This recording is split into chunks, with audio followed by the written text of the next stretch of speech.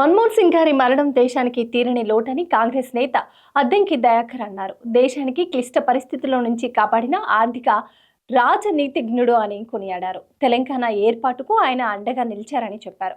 మన్మోహన్ సింగ్ ఆత్మకు శాంతి కలగాలని దయాకర్ ప్రార్థించారు. డాక్టర్ మన్మోహన్ సింగ్ గారు పరమపదించడం అనేది దేశానికి తీరని లోటు. ప్రత్యేకించి కాంగ్రెస్ పార్టీకి రాజ్యాంగ రాజకీయాలు చేసే వ్యక్తిత్వం ఉన్న ప్రతి నాయకునికి ఒక తీరని లోటుగా నేను భావిస్తున్నా.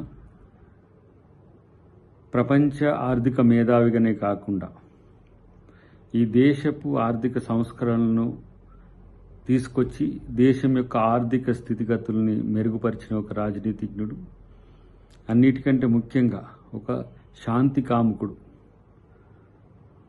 భారతదేశ మహాత్మా గాంధీ నాయకుడు ఏఐసిసికి అయిన రోజునే తను పరమపదించడం అనేది సింబాలిక్గా వారిద్దరిని గుర్తు చేసుకోవడానికి కారణమైనప్పటికీ కూడా అదే స్ఫూర్తితో రాజకీయాలను నేర్పిన ఒక మహానేత.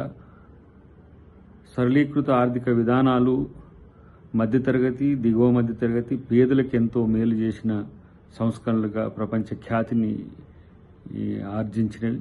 అలాంటి ఆర్థిక సంస్థలకు మూలమైన మన్మోహన్ సింగ్ గారు మన మధ్య లేకపోవడం అనేది చాలా విచారకరం.